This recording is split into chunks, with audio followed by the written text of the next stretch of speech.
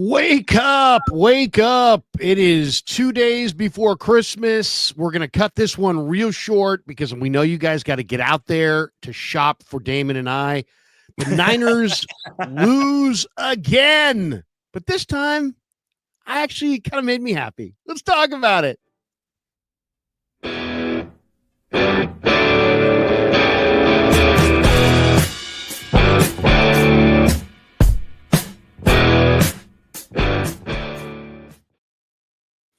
In one of the ultimate names that fits the voices, Larry, in the history of recorded music, do you know who Thurl is it Ravensclaw or Ravenscroft? I think. Do you know the name Thurl Ravenscroft? No. Does that ring any names? He's the guy who sings, "You're a mean one, Mr. Grinch." And that's where 49er fans are right now. Christmas is right around the corner, and everyone is feeling like the Grinch because of this 49ers team. You're a mean one, Mr. Grinch. And I was singing it with my boys the other day, and the best part of the song is, the three things that best describe you are stink, stank, stunk. And I think that is going to be the proper way to look back at this football season from the San Francisco 49ers. It stink, then it stank, then it stunk. And that's kind of just the world we are living in. Welcome to Wake Up. Indeed, it is great to have you here. Thank you so much for tuning on in. Thank you to Sam's Chowder House. We wish everyone down at Sam's the merriest of Christmases. We wish all of you the merriest of Christmases. But unfortunately, this football season just needs to come to an end with no one getting hurt. And the good news is, Larry, and here's our Grinch, they lost yesterday. That's good news. That's good news. Yeah, it was. It was for their draft position. I mean, and people would say, oh, dude, how could you root for that? Because I'm a real 49er fan. So I root for them to win the Super Bowl. And when they can't win the Super Bowl, I root for them to win the next Super Bowl.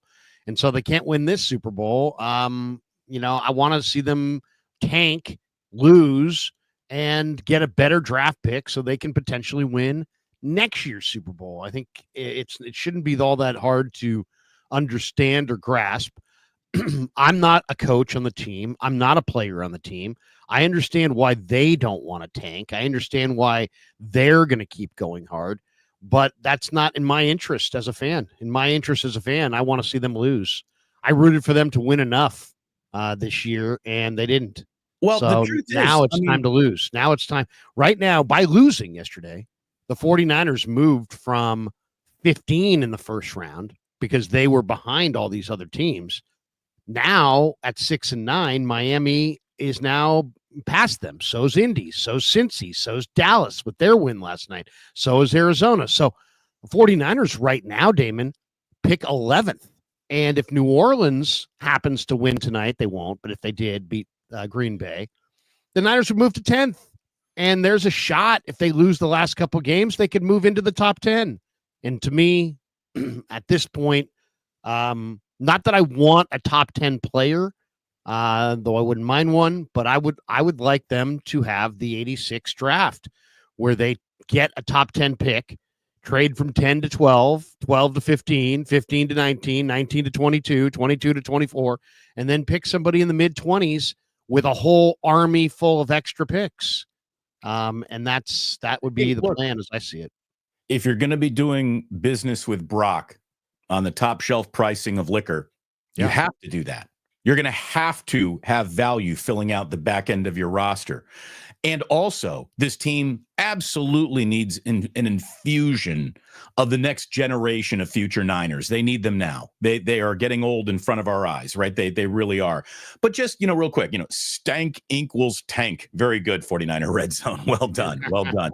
Way to use the content of the opening of the show to make the perfect point. But look, let's be totally honest what's happening here. This is not a tanking football team. This is a team that unfortunately didn't have the year that it wanted to have. This isn't tanking. Tanking is calling it a year and deciding we're not really here to compete before the season even starts. That's tanking. This is pivoting the right way to secure the best possible future. And as it stands right now, you said, Larry, they're sitting right outside of the top 10, right outside of the top 10 of the upcoming NFL draft with two opportunities to improve that position. And I think if you're losing games with the best of your best out there in your starters, and now, I mean, like that final drive of that game where Brock put himself in jeopardy with his biggest scramble of the day. I mean, what if he had hurt himself right there, Larry? What? I mean, it's a 3-score game. It's not going to happen. But, now you're playing hair on fire, no huddle football in a game that is lost in a season that is disintegrated. You were eliminated right from the playoffs before the game kicked off. And I just wouldn't expose anyone who is part of next year's plan to any further wear and tear of this season. I know it doesn't quite work like that in football. You don't have 22 reserves ready to go to play for all your 22 starters. But whenever you can take an important player off the field, I think Kyle should be doing that and then replacing him with a guy that you're getting a good look at. The fact that Abinaconda got zeros yesterday, I think is one of the most disappointing aspects of the entire game. A player I've never seen, a player I really don't care about, but might be an important piece going forward. Like, try it. Try him. I'm going to go green eggs and ham. I do not like green eggs and ham. This is a Dr. Seuss show here. You can't tell me you don't like the guy until you've actually tried it. The Niners run their depth chart like they're a gang. Like it's a street gang, and then seniority means everything. It's like, who gives a shit if Patrick Taylor was here in August versus whether the other guys were here in September or in Abinaconda's case, early December. It's like, get the best talent on the field. Taylor's a lifelong special teamer. Abinaconda has starting NFL potential. We don't know. Keyshawn Vaughn has started in the NFL. To lean on Patrick Taylor, I mean, this is not an anti-Patrick Taylor rant or anything. I like Patrick Taylor. He is what he is. He's a decent special teamer. But, I mean, once again, they coach their team. They run their team like it's a freaking street gang. It's like, why is Taylor playing in front of the other guys? Don't tell me Taylor's better than those guys. He isn't. And when we see those guys and they play better than Taylor, then what are you going to say? This is the same coaching staff that told us that Trey Lance was better than Brock Purdy, or that Jimmy Garoppolo was better than Brock Purdy. Heck, we wouldn't even be watching Brock Purdy to this minute if Jimmy Garoppolo didn't get hurt, probably. I mean, you wonder about the evaluation skills on draft day, in free agency, and in the draft, and on their ability to put their best players on the field for their own team. I mean, I really have to question that. But to me, upon the rewatch, you really get the issues with the 49ers. And the first issue, real quick, before you turn the page, let me just say, and we don't have to spend any more time on this. Do you remember? It was a very passing comment. We talked about it a little bit, but Willie Snead said when he got cut, when he got released, like, Kyle's got his favorites, man, and if you ain't in him, you ain't playing. Is he wrong? Is he wrong? Remember that? They've spent 3 weeks trying to get Deebo off. That tells you all you need to know. And Deebo looked good yesterday. Finally. He did. But you know what? Guess what? The guy called out everybody, made an ass of himself, choked in the biggest moment of the year, and then when the team was out of it, started raining threes. Awesome. You know what I mean? You literally had the turnover that cost the team the season. You had the non-catch that cost the team the game that cost them the season. But then you come off the bench in garbage time and you're just raining threes and everything you touch is going through the net. I mean, it's like, come on, bro. Sorry. Hey, I almost feel like Deebo's new nickname ought to be Garbage Time. Oh, no, hey, it's garbage. No, once a month. Garbage time. Garbage time was awesome last night. Garbage time. That's what we should call Deebo from now on. Garbage time. That's what he is. He's garbage time.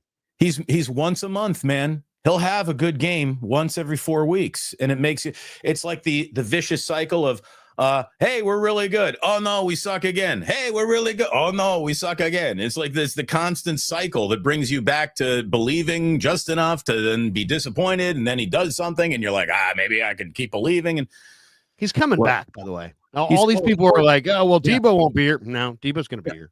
He will be. Deebo's going to be here. He's Kyle's best buddy, best friend, best whatever. There you go. Look, as Matt Mayoko explained it to me, due to the way his contract is structured, it will cost more money to walk away from him than to keep him.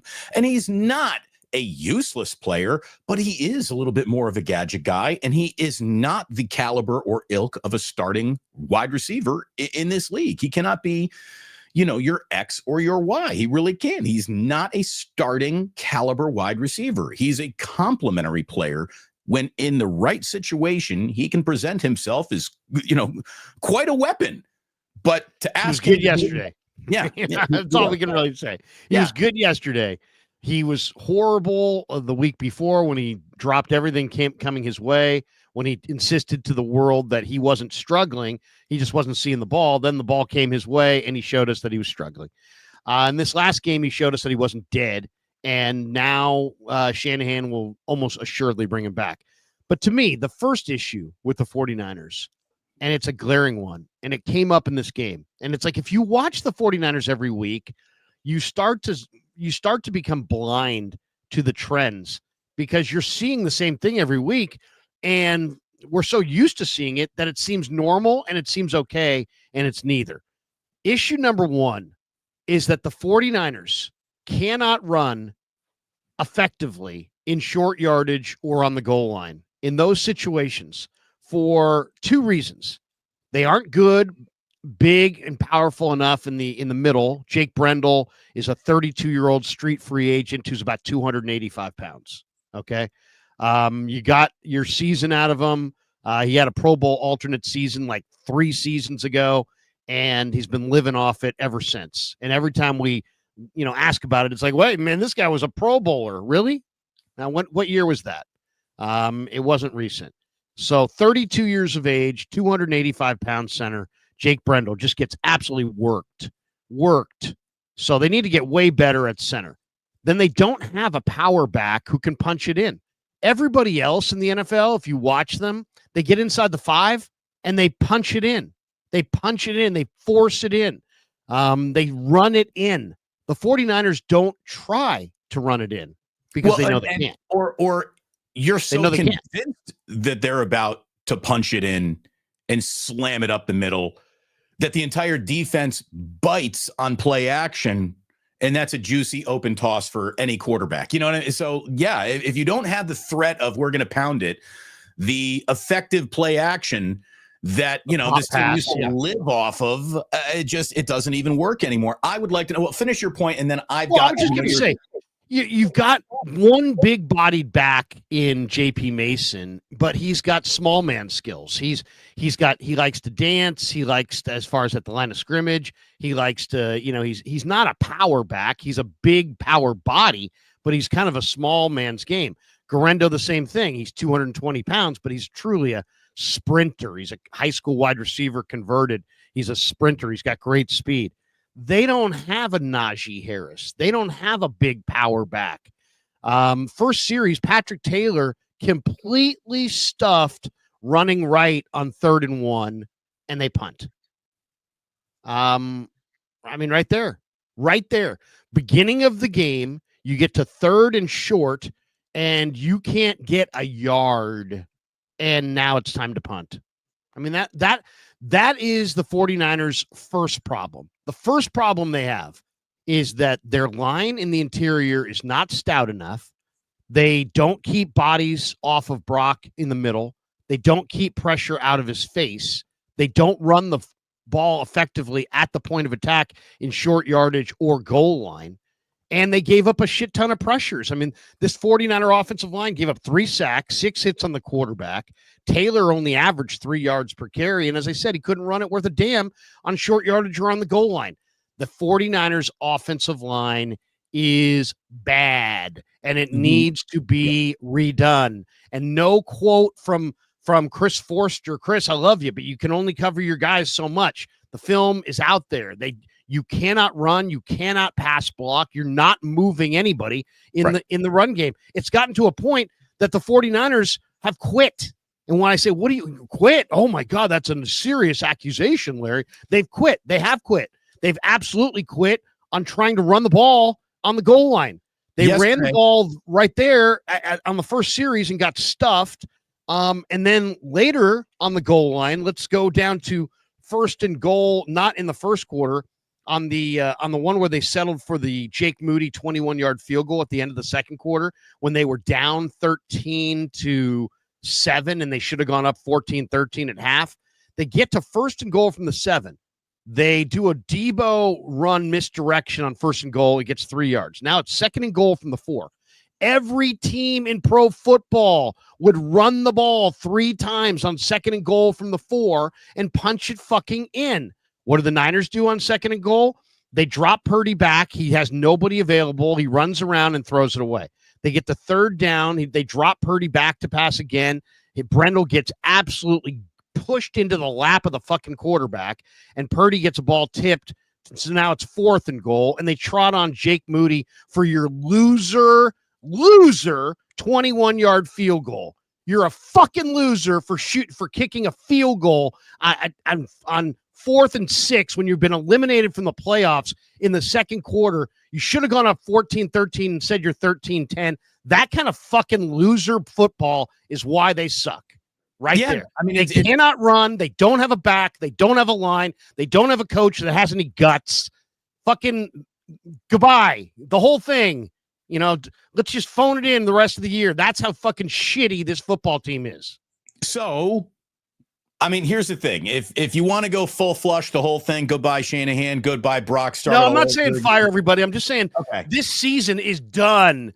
And I'm so sick and tired of hearing about people propping up these fucking bad players, bad coaches. Stop it. Stop it. Look, Deebo hadn't had a good day in fucking 2 months. And you got people saying, oh, yeah, Deebo showed them. Deebo showed nobody. Deebo just showed the rest of the NFL he's not dead and that his career is not totally over. But I'm sorry, one good game every 2 months doesn't give you bragging rights. By the way, Larry, I might give my lobster roll to you. You're on fire this morning. I like this. Well, no, at some point I've had fucking enough. Yeah. Enough everybody carrying everybody's goddamn water. No, Campbell didn't look good, Sorensen. No, Forrester, Brendel didn't look good.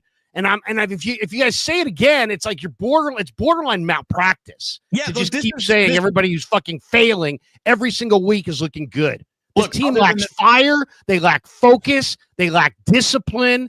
Calm down. Absolutely horseshit. Look, and I'm glad that you go to press conferences and ask questions that need to be asked on the record, but I know that their answers are so empty and full of bullshit. To me, I don't think there's much value in it. It's why I don't go down there very often. I also hate driving to fucking Santa Clara. But I'm telling you, the question that I hope you do ask today, and it's the presser at 3:30. Yeah, it's a phoner today. Okay, it's tough. It's tough to say we're here to run the ball when you're on your 5th running back. I'll grant you that. Like, you're as far into a depth chart as a team is allowed to be. So you're on your 5th running back. And that's fine as long as your 6th running back isn't good. Like, if the rest of the running backs that are going to play from this point on all suck, then fine. It was just you're on your 5th running back. But if one of these guys can actually play the way that Brock Purdy can play, then what are we doing? Well, seriously, what are we doing? We're spinning our wheels. Yesterday was the most abandoned rushing attack of the entire season. Running backs, and I'm going to, for the thought exercise that we're having, going to label Deebo Samuel a running back just to make this point. But running backs only ran the ball 14 times yesterday. Yeah. 5 carries for Deebo, 8 carries for Patrick Taylor Jr., and 1 carry for Kyle Juszczyk. Brock ran for his own life and survival on 4 different times, 4 different occasions, and he ended up being the leading rusher of the day for the San Francisco 49ers by a yard. So did Kyle not run the ball because he's on his 5th running back and he doesn't have faith in anyone, Patrick Taylor included? Or did he not run the ball because his offensive line gets absolutely no push and everything you ever heard from your JV high school football coach was right? This game is about blocking and tackling only. That's it. Throwing the football, That's for the pussies who aren't strong enough to block and tackle. Running the football, any fast kid in the world who doesn't drop shit can do that. Catching a football, all right, let's just go throw some shit at you. And the one who catches the most, you'll be the guy who catches the football. But this entire sport is played at the line of scrimmage when it matters. And if you ask me, what are the two areas where the 49ers have regressed the most? It is blocking and tackling this year. They're terrible at both of it. And then their wide receivers are just abysmal. They really, really are. And having said all of that, with everything going wrong, with the blocking going wrong, with everything going wrong, with nothing happening, Brock Purdy somehow, some way was still yesterday's NFL's fourth leading passer. This son of a bitch threw for over 300 yards with a 7.8 average, and there wasn't shit out there helping him. Kittle had a good day. Deebo had a good day. But the fact that Brock, it's one of those games. You're watching the game. Nothing's really happening. It's unexciting. It's uninspirational. And then you open up the box score and you're like, holy shit, he was over 300 yards. And they threw the ball 40 times. Okay. Yeah. Where was the balance here? They didn't have any balance because they can't run. They can't run the ball. Did Kyle abandon the run because of his running backs or because of his offensive line? Why did he abandon the run? Because Miami has been shutting the run down and did in this game. They absolutely have been shutting the run down. I said it in the pregame. I said it's going to be really tough sledding against this Dolphins run defense. You may need to see Brock pass. So it's not like it's totally crazy that they try to pass in this game. But once again, you're dropping your quarterback back. You have no balance. So you're not running it effectively. So your play action doesn't work. Your offensive line doesn't hold the point. I mean, this is a team that didn't have Bradley Chubb or Jalen Phillips or any of their real rushers. Imagine if the Dolphins actually had real rushers. The bottom line for the 49ers is they're a bad team. They're a bad team that didn't beat anybody that was good this year. They beat the Jets in week 1. The Jets are horseshit. They beat the Patriots in week 4. The Patriots are one of the worst rosters ever. They got a fortunate win against Seattle when Seattle was down early in the year. They beat Dallas. Dallas is horrible. The only even decent win they've had all year was a 3-point home win over the Buccaneers, who showed up with no Mike Evans and no Chris Godwin. So way to go. You got a 3-point win over an injured Bucs team at home in the middle of the year. Other than that, the only other team you beat was the Bears. Well, and this is a horseshit 49er team. This team sucks. Yeah, they couldn't beat anybody. They didn't deserve to go to the playoffs. You got a bunch of guys with big egos and big attitude and no game. It's time to shut it down and clean house. This era is over. And then the lack of discipline of this football team means some of these fucking coaches have to go as well. Most notably, the special teams coach. You can't have more fuck-ups on special teams all season long. Sorry, Brian Schneider. Go move somewhere else. You need to go. Why, Kyle Shanahan, what are you doing? Why didn't you challenge the spot on Patrick Taylor Jr.'s 3rd and 1 run on the first play? Is that you've given up? Yeah. Have you given up? Because it sure sent a loud message to everybody else. You got Tony Romo going, hey, it looks like he actually got it there. Yeah, it looks like they actually got it there. Oh, I guess they're not going to challenge it. All right, Wishnowski back to punt. I mean, the film showed that he got it. I mean, why are you not challenging that? Have you quit? If you don't want to use your challenge in a meaningless game in the first quarter? I mean, why punch it all? This is like, Kyle didn't, he's saving his challenge for a bigger moment in the game, like he was doing in the NFC title game, first drive of the Eagles, where there was a clear challenge that, Kyle, you didn't. Now Eagles are up. I think Sorensen's supposedly coming back. I mean, Tua Tagovailoa could throw it to Devin Achane almost anytime he wanted on screen passes. And, they did whatever they wanted. The Niner D-line got 0 sacks of Tua. By the way, Tua Tagovailoa turned it over last week 4 goddamn times against the Houston Texans. Why? Because they put pressure on him. Because they have bad tackles. But Bosa played. But did the Niner defensive ends do anything against the Dolphins' bad tackles? No. Did Tua get sacked? No. That's why you lost. I mean, Tua Tagovailoa sat back there and carved you up like a Thanksgiving turkey. There was no pressure on him at all. Absolutely none. I mean, the Dre Greenlaw injury hurt. He left early with a calf injury after playing 30 snaps the week before. But, I mean, so now an older linebacker who's been gone all year, is your total run D. And as soon as he checks out, you got nothing. Look, absolutely nothing. I mean, Tua threw for Achane went for 7 a carry. Yeah, Tua went for 215. I wouldn't put him in carve him up territory, but well, he did though. His height, he just basically just dropped it off. Little Achane, little Mostert, little Wilson.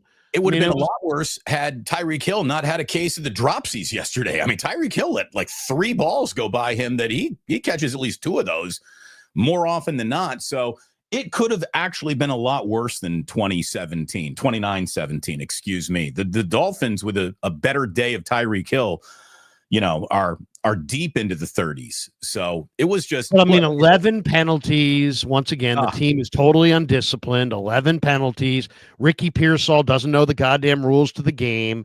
The 49ers were -1 in turnovers. The 49ers this year, 4-1 when they win the turnover battle, 2-8 when they don't. 2-8. I mean, that's atrocious. Well, the 49ers this year, 6-2 when they score 20 points. Look, guess what? They're 0-7 when they don't. Yeah. And they scored 17 and lost. Yeah, it was absolutely a day that had a little spotlight on every single problem all at once. Like everything you need to know. If you're putting together the 2024 49ers highlight video, you could just pop on the Dolphins game and said the entire year was this shit, except Deebo didn't play as well all year long as he actually does in this game. I'm just so tired of everybody telling me that everybody's good. Sorensen's a hell of a coordinator. Really? The Miami Dolphins rolled in with the 26th rated rush offense and ran 30 times for 166 yards, 5.5 yards per carry, with their lead rusher going for 7.1. I mean, and you're telling me that this is a top 3 defense? Has there ever been a more fraudulent stat than the 49ers rated as a top 3 defense? No. They're not a top 3 defense. They're not a top 10 defense. I don't even think they're a top half of the league defense, but they were number 2 in pass D yesterday coming in and number 3 in yards. I mean, talk about how erroneous some stats can be. I mean, that was awful. The Dolphins rolled in. The Dolphins rolled in. They scored 10 points. The Dolphins rolled in averaging 19 points a game. They scored 29. They scored 10 over their season average against this awesome defense. Can I ask you a question? Sure. Did Nick Bosa play yesterday? Yes, he did. Are we sure about that? I mean, I'm going to have to go through that film like Zapruder film to look for him. Oh, he was really good against the run. He just wasn't good at all against. He couldn't get to the quarterback. No pressures or no quarterback hits. No sacks. Nothing. I only had one hit on the quarterback all day. Do you know who hit the quarterback? Sam Aquino. No, it was Malik Collins, and that's it. And I didn't know it either. I'm just looking at the box score. The Dolphins had 6 hits on Purdy, and the Niners had 1 hit on Tua. That's why they lost, and also the Dolphins could run it, and the Niners couldn't. And the Niners, the Niners have to get real about their rebuild here. They need a new plan in personnel because they've missed 20 times in the first 3 rounds, and it's fucking strangling them at this point. They need a new injection of talent on the offensive and defensive lines. They need younger, faster linebackers and healthier linebackers than the ones they have. The only spot where the 49ers are actually kind of looking pretty good, I think, is offensively running back and defensively in the secondary. They look good in the secondary. They look good at running back. The kicker, see ya. Goodbye. I mean, enough. Sorry. I'm sorry. It didn't work out. Goodbye. The guy you took in the 3rd round was the 3rd I'm sorry this year. He really was. The Carlson kid and the other guy they both did the job with less drama than this guy. And it's a Jake Moody goodbye time. Come on. I mean, you can't go 1 for 2. Goodbye everybody. Goodbye goodbye Tabor. You don't have to cut every single person, but the kicker ain't it. The special teams coach ain't it. This offensive line ain't it. This defensive coordinator ain't it.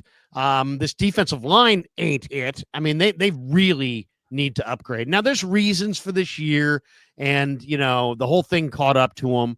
But for them to show up yesterday and to be such horseshit and to get their doors blown off and look so uninspired along the way, and to give up 29 to a bad Dolphins offense, and Tua looked awesome compared to the way he looked the week before. I mean, the 49ers are not a top-tier team. They're not a second-tier team. They have dramatically fallen. And I am, if I'm Jed York, I'm bringing Kyle Shanahan back because I would rather dance with someone I'm familiar with who I know has at least made it to the final dance than just hit the reset button that hard. But I do think that Kyle, with the disappointment of this year, now lives in a little bit of a different universe than we assumed. Like I would have said, there's really not a lot that can happen this year where Kyle doesn't have like 4 or 5 more years to figure this thing out. I think next year Kyle comes back under the premise of, so playoffs are it's not an option. You cannot survive another year here without a playoff return. So, I mean, I think that's the world. I don't know if that's healthy. I don't know if that's the healthy approach to just demand things and then, arbitrary, because things happen. There are things. What happens if a blimp hits the stadium? What happens if there's a pandemic? What happens if there's this? We've seen some of these things happen. Okay. All I would say is, Kyle, you're not coming back unless you meet my conditions. And my conditions are, we got to change our process in the front office. We've got to change up some of our coaches. We have to hold people accountable. We have to clear out some of the dead wood. We have to get rid of some of your favorite players, starting with Kyle Juszczyk immediately. There's no more scholarship, do-nothing fullbacks. What the fuck is the purpose of paying a fullback if you suck in short yardage and on the goal line, and you can't use him as a lead blocker or a ball carrier? Goodbye. I don't care. I don't care that your wife is a superstar. Goodbye. Yeah, it's time to move on. He's not even on the field in the you got to have a fullback right here moments. It's it's funny too. They were like, here's what's similar about Mike McDaniel and Kyle Shanahan. They both like fullbacks. Well, I don't know if I can tell you the Dolphins use their fullback well or not, but the Dolphins the Dolphins have not had a great running back since Raheem Mostert's playing all right for them, but it's Larry Zonka. Like, this is never, the Dolphins have always been a little bit of a finesse team. They've never kicked ass along the line of scrimmage. The 49ers used to kick much ass and run down your throat, and they're just not that team anymore. There are reasons that are certainly McCaffrey and, Jordan Mason related, but it really is. It's guard play that has been atrocious. Every guard on this team but Dominic Pooney has sucked, and Pooney's hit a little bit of a rookie wall. Not going to hold that against them. McKivitz, you could do better. I don't care if he's, got a great value deal. You could do better there. Look, I don't know. Jalen Moore, I'm asking him to move. Do you want to be a starting tackle, dude? We're going to move you over to right tackle. I know he got hurt. First of all, the 49ers, these guys are all free agents. So, I mean, there's going to be a mass departure of a lot of players. Here are the Niners' unrestricted free agents. There are 19 of them. Aaron Banks, John Feliciano. You say it, and I'll give my hello or goodbye. So start again. Okay. Aaron Banks. Goodbye. John Feliciano. Goodbye. Ben Barch. Hello. Mooney Ward. Goodbye. Josh Dobbs. Goodbye. Dre Greenlaw. Hello. Jalen Moore. Hello. Kevin Givens. Goodbye. Brandon Allen. Goodbye. Demetrius Flanagan Fowles. Goodbye. Isaac Yadam. Who? Isaac Yadam, the corner. Goodbye. Khalil Davis. Goodbye. Chris Conley. Goodbye. Eric Saubert. Goodbye. Rock Yassin. Goodbye. Curtis Robinson. Goodbye. Don't even know who he is. He's staying. He's their Walter Payton NFL Man of the Year. He tore his ACL. He'll be back. Talanoa Hufanga. Hello. Elijah Mitchell. Hello. and one restricted free agent, Jordan Mason.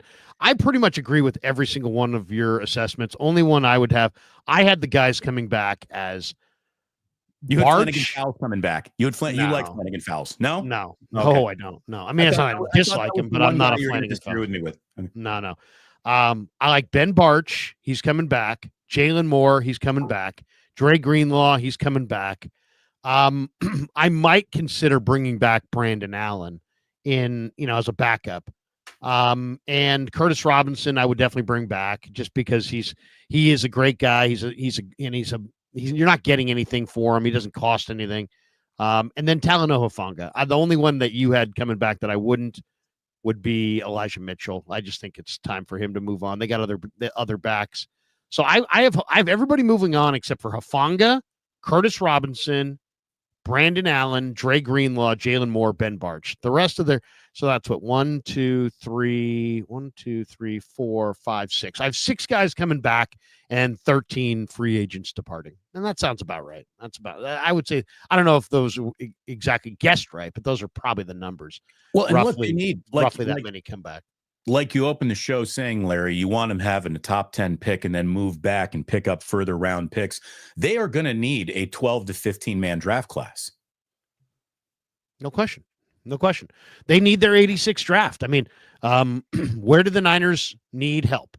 I went through the entire roster last night with the free agent list and the draft list and just went through it and saw what could they actually do. Now, we won't get into all of it, but I'll say this. They need a quarterback. They need to add at least one quarterback to the mix. I'm not saying Brock ain't the guy. I think Brock is the guy. But Brock, Mordecai, Brandon Allen, and I need another quarterback, probably in the draft. They need a big powerhouse runner. I know Mason is got great feet, but they need a Najee Harris. They need somebody who can punch it inside the 5. They need a big time back. The 2 free agent backs that interest me the most are Najee and Kenneth Gainwell from the Eagles, but they need a big time back with some power that can run inside the 5. They clearly need a tight end or 2. I mean, it's Kittle and nothing this year. Wide receiver wise, they really could use a couple of guys who could really run, but they can't invest a lot of assets in the wide receivers because they've got too many assets already tied up in wide receivers. But Rondale Moore, Tutu Atwell, they are free agents and they are relatively young. They need offensive line help in the worst way. They got to go get a couple of more offensive linemen, maybe as many as 3. They need a new kicker. There's no question they can't come back with Jake Moody. He's just not good enough, not consistent enough. They got to improve their defensive tackles. That, to me, is the primary need on defense. Their tackles have regressed. I thought Jordan Elliott played his best game in a while yesterday, but he also had a terrible penalty. But they need more help. I mean, Jordan Elliott and Malik Collins is not good enough inside. They need another defensive end, clearly, to go opposite Bosa if you're bringing Bosa back. They really badly need a couple of really fast, young, stacked linebackers who can play, not special teamers, not slow guys. They need, not failed veterans like Campbell. They need a couple of real fast running linebackers. They could use a free safety, and they need a couple corners because they really only have Bernardo and Lenore. And then after that, as I said, Rock Ya-Sin's a free agent. Yadam's a free agent. Luter hasn't done it yet. McLeod's a special teamer. So, I mean, you really getting rid of Womack for nothing was fucking stupid. And I think I'm tired of them having players on the team that are simply unplayable. How many snaps? Jacob Cowing. How many routes? Well, I mean, that's the thing. Where's he? He should have been playing yesterday. Exactly. He should have played yesterday. He should have been targeted yesterday. There should have been specific plays drawn up just for him, the same way Rickey Pearsall. Look, Rickey Pearsall, not great. Okay, we all know that, but he at least tied his season high in receptions. He had 4 catches. 5 will be his new career high in any one game. Rickey Pearsall should be on the field for every offensive snap, and Jacob Cowing is, maybe not an every snap guy, but how about a some snap guy? How can you go through a lost year and still know nothing about Jacob Cowing other than when it comes to returning punts, he can't even keep his own feet underneath him? Here's the thing. They have NFL people. Now, granted, the Niners, in my opinion, should have attacked this Miami game as if they were already eliminated. Just because you're mathematically have one iota doesn't mean that Shanahan you should cop to it. Shanahan copped to it in the postgame. He's like, yeah, we all know what 1% meant. Yeah, well, if once again, we have all the answers, but we don't have all the answers when the test comes. So you should have treated this game like a developmental game, which means I should have seen a lot more of the developmental players: Jalen Graham, Jacob Cowing, Rickey Pearsall, whatever young players you feel like you have that you haven't played yet. Those are the guys, as Izzy Abanaconda.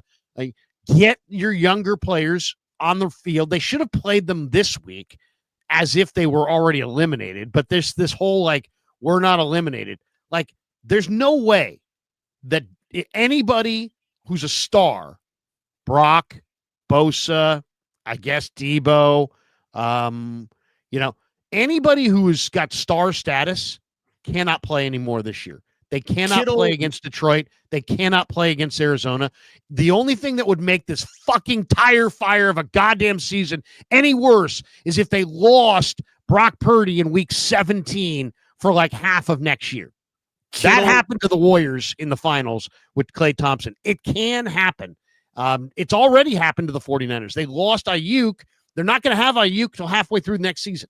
Don't fuck up next season by trying to, I don't know, try to come up, improve your record in a losing season. You won 6 games this year. I don't care if they win another game. As far as I'm concerned, you're a 6-win team.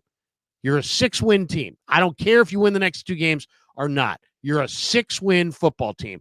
So put your young guys out there. Stop risking guys. No more Greenlaw. No more Bosa. No more Brock. No more Deebo. No more, Pooney. No more of anybody that could potentially get killed and hurt you for next year. Play your bench. Anyone you think is a week 1 starter, if you can get them off the field in these final 2 weeks, you should do it. Starting if you don't have to play them, don't suit them up. Greenlaw, Purdy, Deebo, Bosa should not play another snap this year, and just start with that list alone, and then keep adding to it. And guys pulling off the field. You know what? I would play 12 extra playoff games in the last 5 years. You don't need to play out the string till the end. Right. What does your team need? You need R&R, and you need your personnel department to go find you some players. That's what you need. And what you really need is to just ignore all these stupid, Ann Killian's like, the 49ers now have a culture problem. No, they're just a bad football team. I don't think they have a culture problem. I don't think they have a group of guys giving up. What's their culture problem? They let her attend press conferences? That's the culture problem. Well, look, I'm just saying that, a whole bunch of people who really don't understand how it got, how it gets built or how it falls apart or weighing, and that's a culture problem.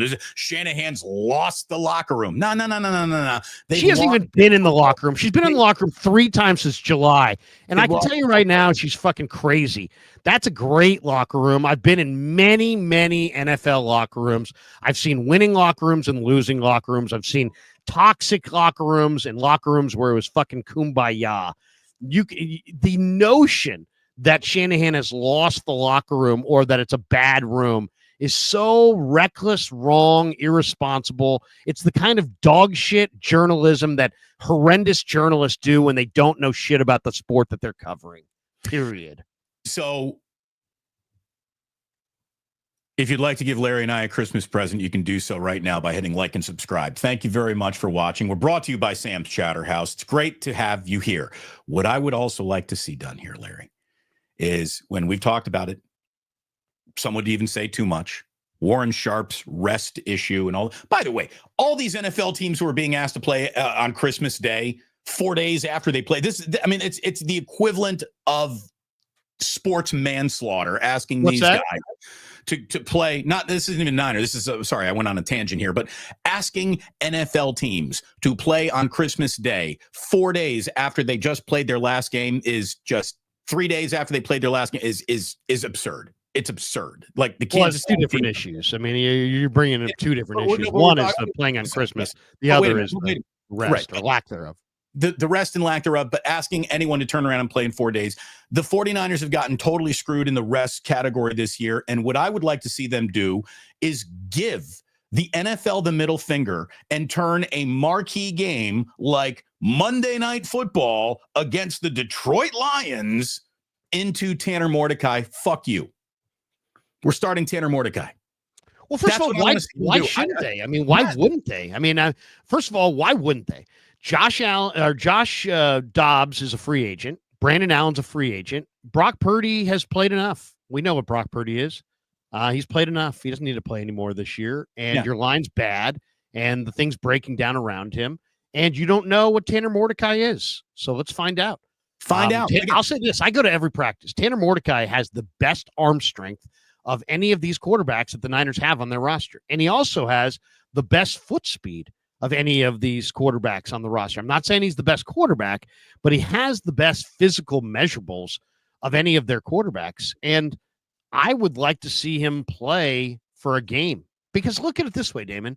If he plays and he doesn't play well, you haven't lost anything. You've gained something. You realize that you have more knowledge about him and what you can depend on or what you can bank on. If he goes out there and shows the 4.46 speed that he has, shows the howitzer. I mean, somebody that I know well says Tanner Mordecai's got a cannon. Now, I didn't see a cannon, but I'll say this. He definitely has the best arm between Brock, Dobbs, and Allen. I mean, they stand next to each other and they make the same throws every day in practice. I can see arm strength. Mordecai's got great zip. He's got great zip on the ball, and he's got major speed. I mean, we're talking about 4.46 speed. So put him out there, find out what he is, and guess what? If he plays really well, there's $1 4 or $5 million roster spot you just saved because you don't need to have Dobbs and Allen if Tanner Mordecai plays pretty well and you can find a third quarterback in the draft. I think this quarterback room has got to be Brock and two guys who make no money. Yeah. Not any. They probably can't afford Dobbs. They probably can't afford Brandon Allen. They can't afford to pay $5 million to a backup quarterback. Here's your ideal quarterback room next year. Brock Purdy, Tanner Mordecai, and whatever veteran is on his last NFL breath and will sign for his last NFL paycheck. And, Andy Dalton for $600,000 on the way out the door, something like, that's what you need. What about reclamations? Would you be interested in reclamations? Or if you're going with Brock, do you just say no? Because Zach Wilson's out there. Mac Jones is out there. Daniel Jones is out there. This is a big reclamation year. This is not a great year for the draft and the quarterback. It is a great year potentially for reclamations.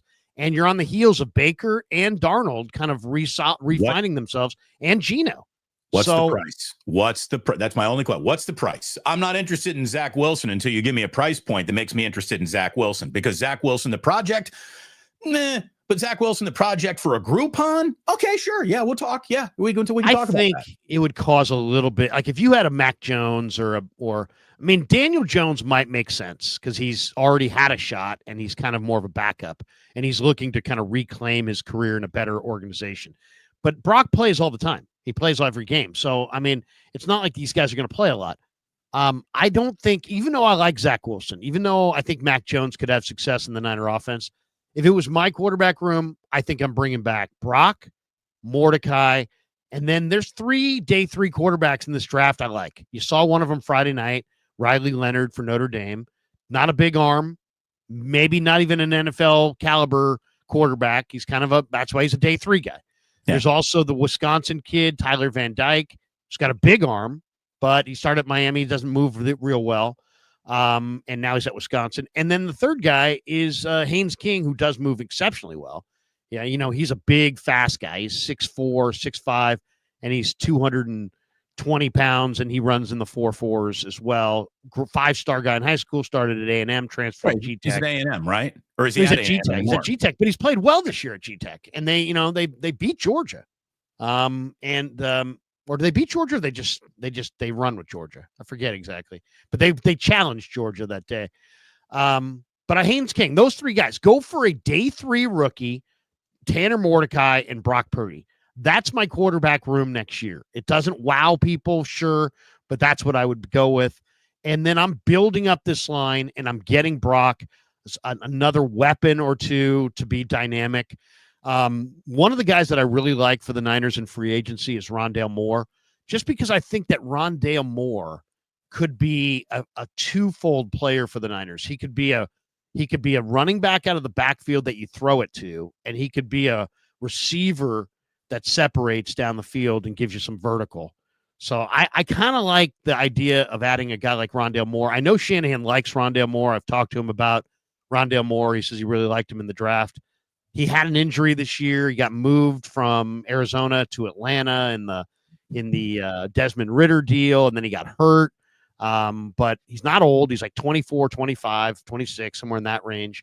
He's got big-time speed, 4.29 when he was at Purdue, and he can catch the ball out of the backfield, and they need a dynamic guy out of the backfield to throw it to. I memean, like, if you said to me, give me, what's a piece that the Niners need? You know what they need? They need Devin Achane. They need Achane. They need a player out of the backfield that can catch it like a receiver, that can give you vertical speed, and can run it like a running back. They have that guy. His name is Christian McCaffrey. Okay, they have that guy. Except he's got a double Achilles, and he could be done. So they need another guy. Would we agree there? They need another guy just in case, because we don't know what Christian's going to give them, right? So I agree. Christian is the guy. A healthy Christian is the answer. If Christian McCaffrey is halfway through his offseason and is complaining about his Achilles not feeling very good, it might be time to walk away and move on. And I don't care what the cap number is. If the Seattle Seahawks, or excuse me, if the Denver Broncos can swallow the dead cap money on Russell Wilson, I don't want to hear about, well, we can't cut him because of dead cap issues. If you got a player who's shot, walk away. But I would really think that this offseason is going to be really good for Christian McCaffrey. It's going to be really good for Dre Greenlaw. These guys are coming back from problems that more rest and rehab, I hope, bring them back to what we expect from them. Look, Larry, so here's the deal.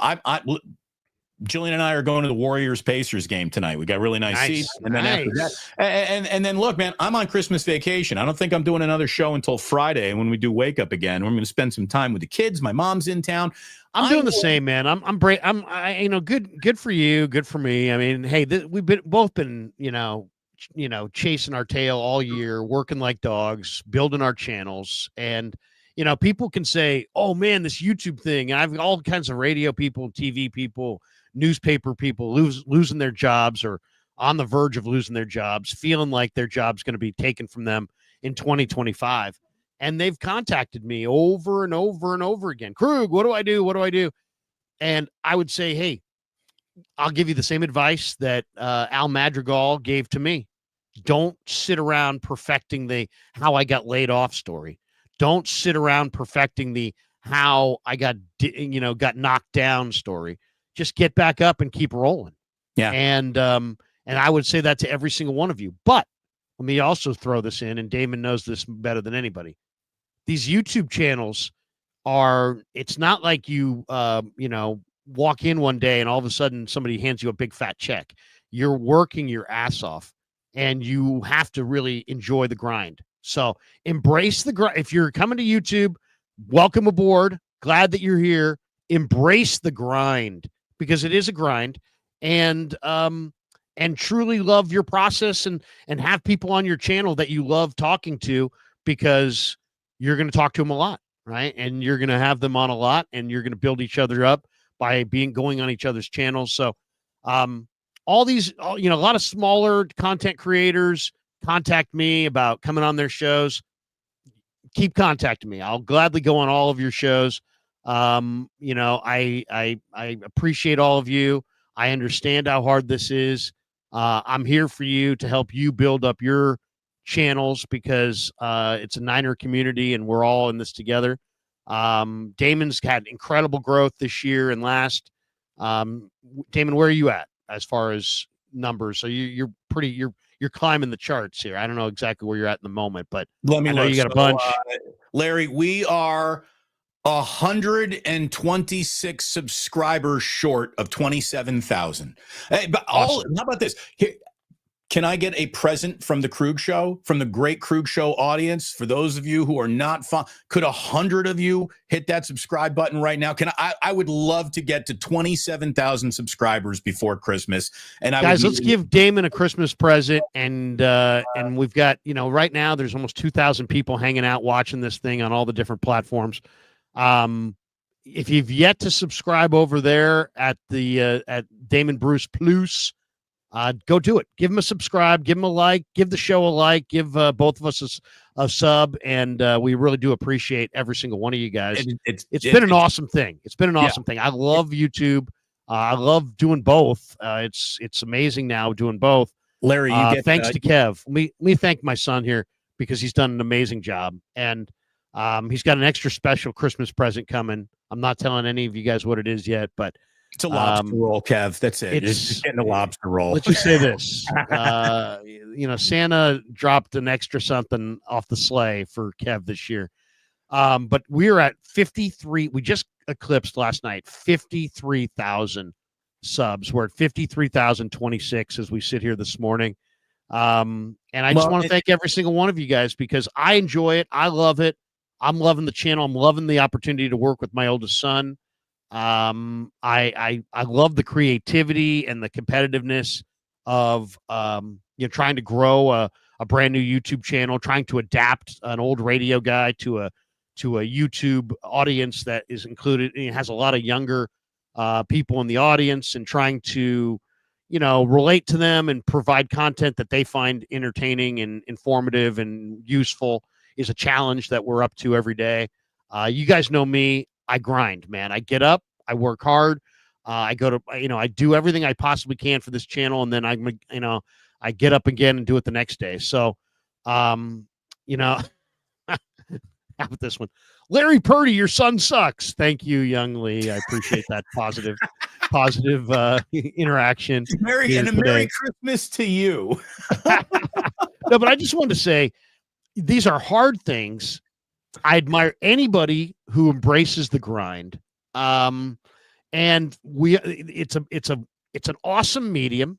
And for my radio friends who have been kicked out of radio, fear not, but don't come over here thinking you're working 3-hour radio shifts and are going to tuck tail and then work 3 hours tomorrow. You're going to work, 3 times as hard as you worked in radio, but it's very rewarding, and you own it, and you get to to talk about the Giants only when you want to talk about the Giants, and you can talk about the Warriors only when you want to talk about the Warriors, and you can talk about whatever you want, whenever you want, for as long as you want. And it's a great thing. It's been awesome. All the sponsors, Pig and a Pickle, has been with me since the beginning. I know Ike has been with you since the beginning. I mean, let's be honest. I mean, we couldn't do it without our sponsors. So thanks to them, and let's shout them out. On the Krug Show side, Pig and a Pickle has been a major sponsor for us. Thank you to Pig and a Pickle. Thank you to Damon and Mary. We will be doing another meet and greet during the NFL playoffs. We'll have that announcement. Larry, we're not going to have conflicting events. I'm coming to the next Pig and a Pickle meetup. Awesome. We got to have better strategy. We got to get Amy and Jillian to coordinate our social calendars because we're terrible. So thanks to Pig and a Pickle. Thanks to Sharp Corners.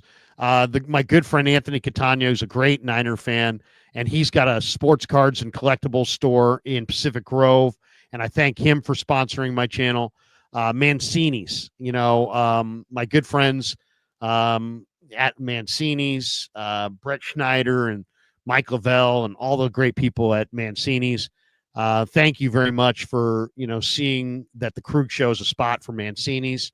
Love Mancini's, and I'm loving my Mancini's bed. Thanks to Better, who's, the official daily fantasy sponsor of the Krug Show. Thanks to BetUS, which is who is with us as well, and has been all year. And we've got some new sponsors coming up here in the year ahead that we will be introducing, including an HVAC firm that will be coming on here in January. Anyway, I just want to thank all of you guys. It's been an incredible education. It's been an incredible ride. I get up every morning thrilled to be both doing radio on KMBR and doing my YouTube channel and loving it. So I got to thank my son because he is is such an inspiration to me. There's nothing quite like working with your son and to see him grow up, go to Cal Poly, get a degree in construction management, and say, Dad, you know what? I'd like to work on the channel and help you grow it. I'm touched. I'm flattered. I love him like a son. Well, I'll just so Kev, thank you, brother, and I appreciate all the hard work. He is. There's one thing. I mean, you guys all have good channels. Everybody out there's got a good channel. I feel like I've got the secret weapon in Kev, and I do really feel like that. And I know Matt Nahagian sent me a note the other day from 95.7 saying, your son is blowing up. And I'm like, yeah, Matt, he is. And all the people at KMBR on the digital side get to benefit from some of Kevin's creations. And he has done an amazing job for KMBR, kind of working for them, helping their social media. So he is an amazing talent, and he has been absolutely a joy to work with. So, Kev, thank you. I don't thank you enough. Thank you, brother. Thank you. Well, let me echo that, because Larry, you know the role that you've played in helping me transition over here. You've been wildly helpful and supportive. Kevin, the exact same thing. I'm gonna tell you right now. I didn't buy Bitcoin when I should have. If there was a stock called Kevin Krueger, I'd put a lot of money in that stock right now. This young man's going to be able to do whatever he wants, continuing to work with you, pivoting in multiple professional directions. He's a talented young man. I've always been impressed by Kevin. My wife is wildly impressed by Kevin, having met with him a couple times as well.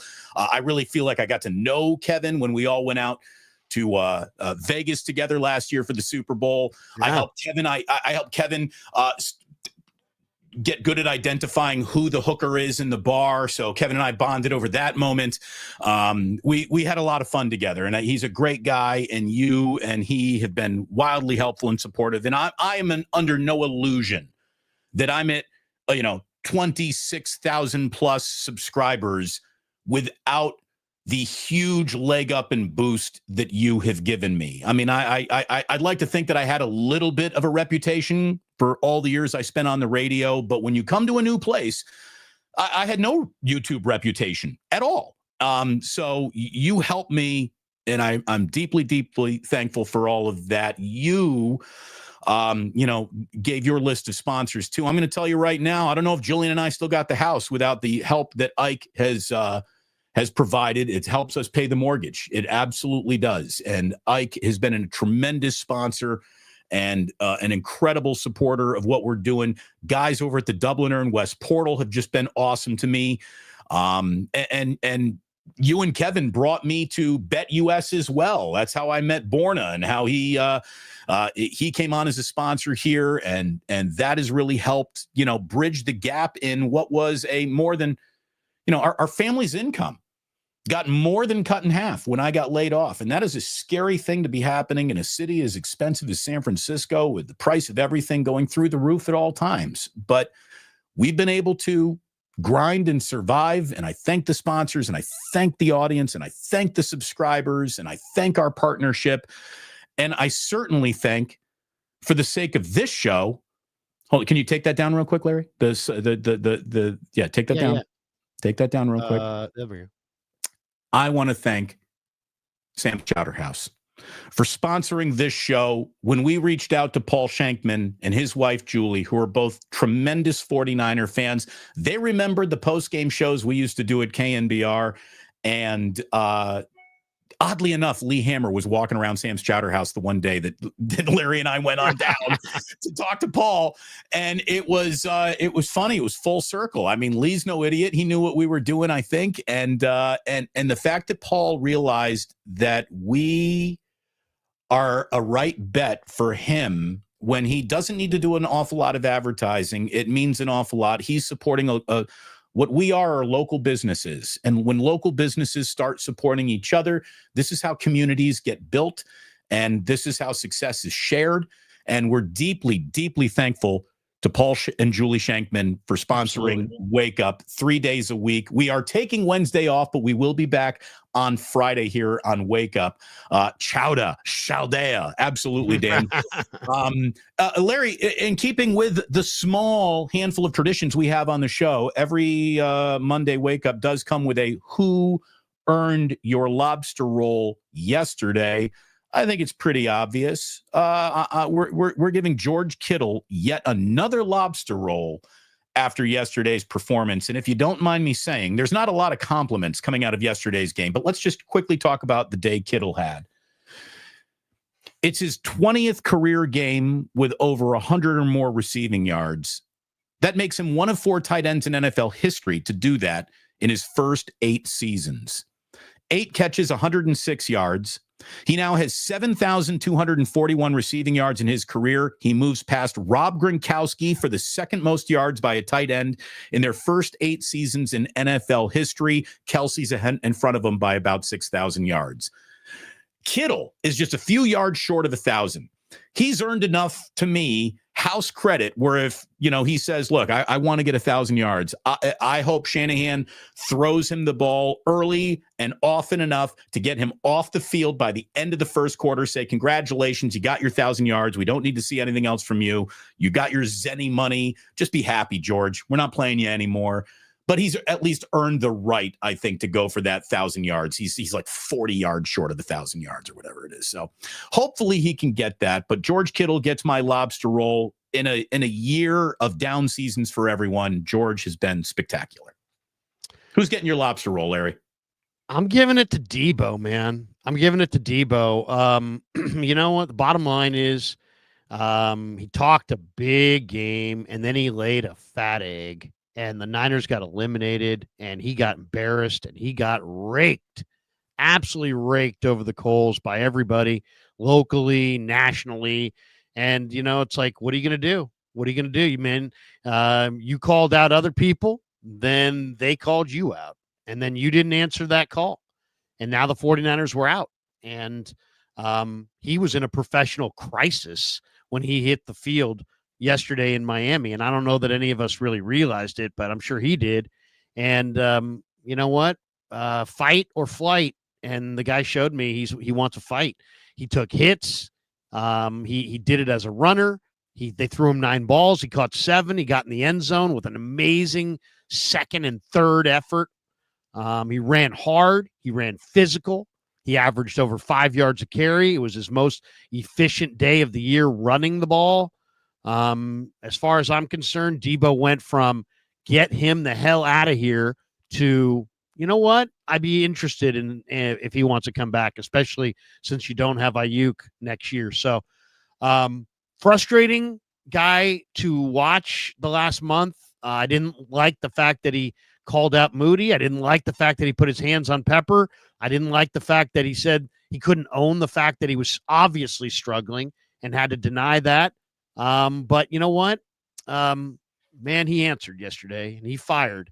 And there ain't nothing to play for, other than your rep and, just your competitive fire. And to me, considering there was nothing on the line, for the 49ers, he came out and put it out there yesterday, and it kind of gave me the feeling that, you know what, it's in there. It's in there. And, I'll consider bringing him back next year, and I won't go crazy if Shanahan decides to, because I can see some value, whether, it may not be what we want at this point, and he's obviously very expensive, but I admire the way he played yesterday. I really do. Kyle Shanahan should be able to have a lot of success with a trustworthy gadget guy, and he is. He's kind of a little bit of a gadget guy now, and again, you don't really want to pay a gadget guy $28 million a year, but he could absolutely provide value to this team if he is reclassified as your starting wide receiver to a guy who just comes in here and has a package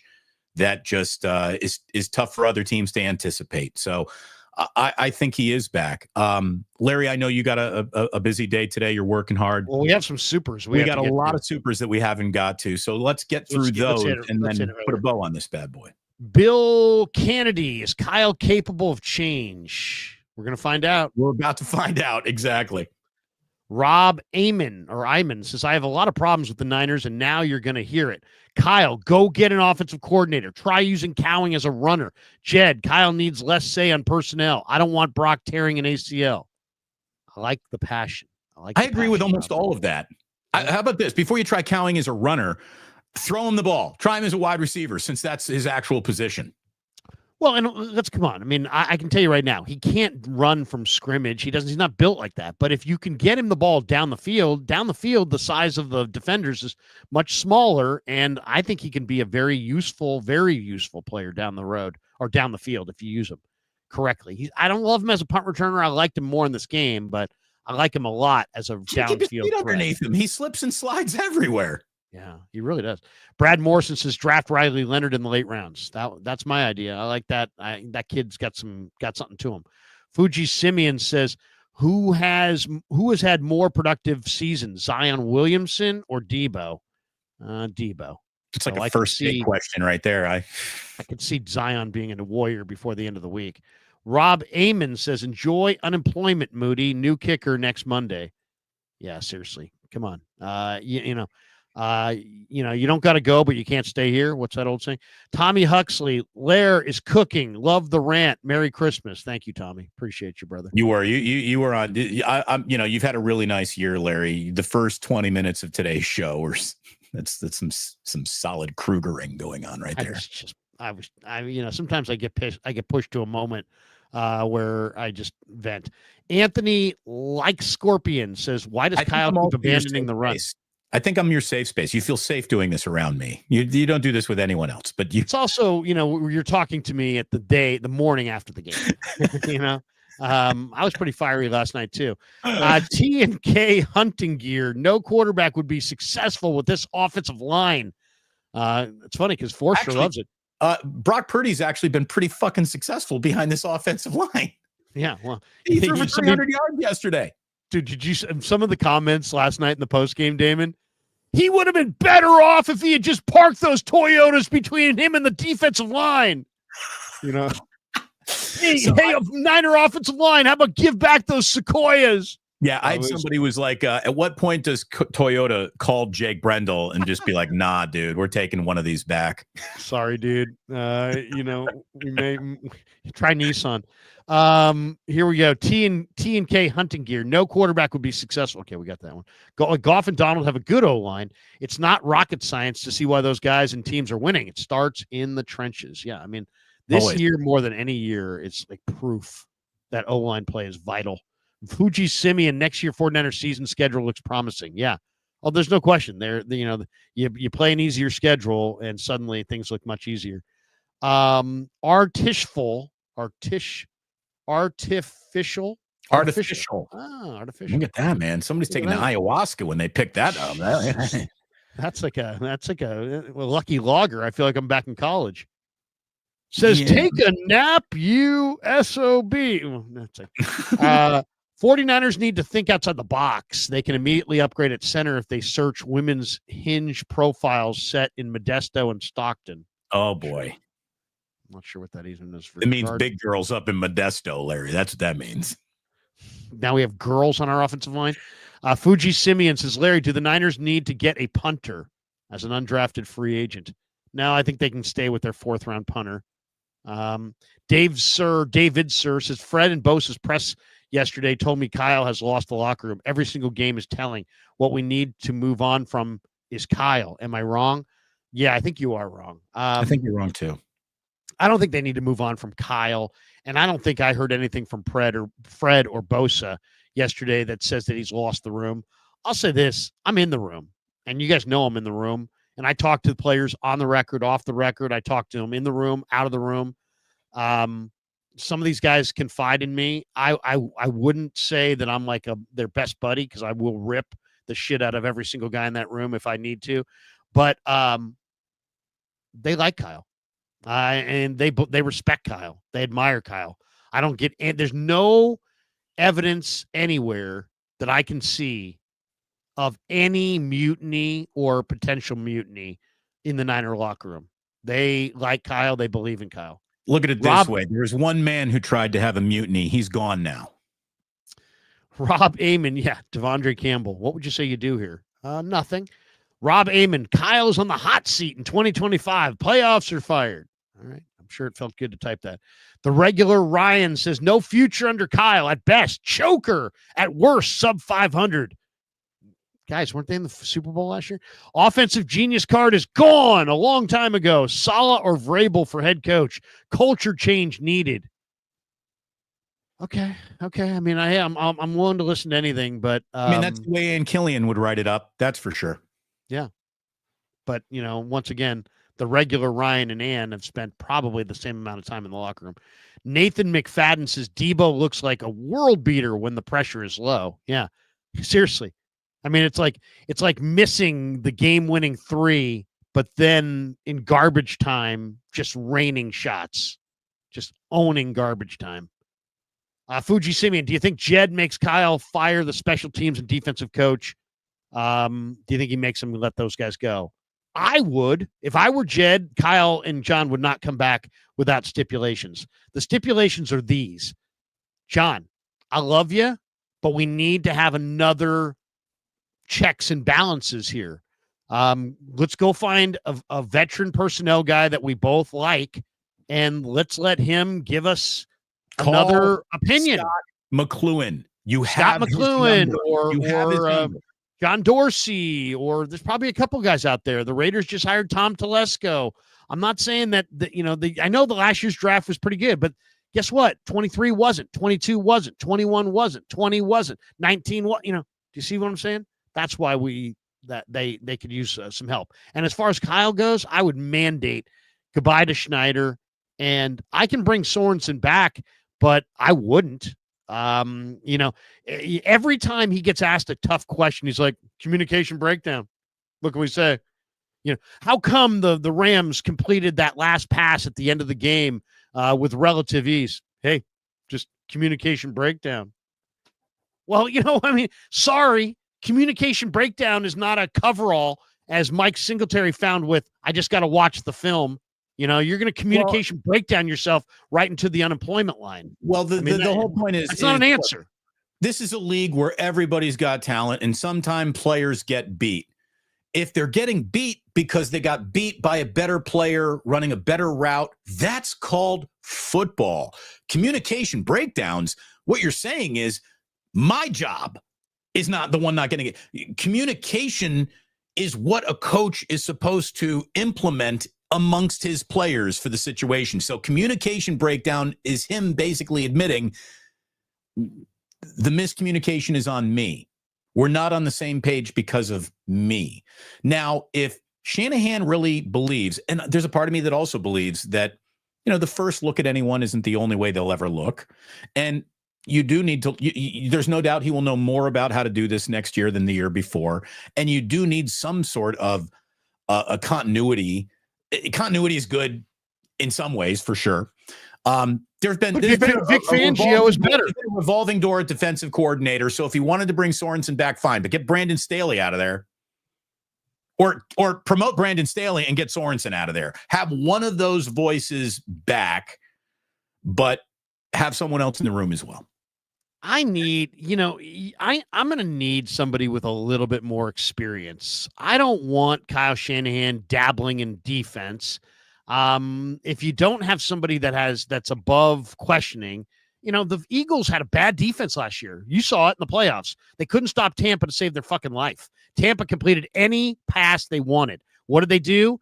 They said, Sean Desai, beat it, hit the bricks. We're going to go get somebody who's got experience. They hired Vic Fangio. Guess what they are right now? The number one defense in pro football.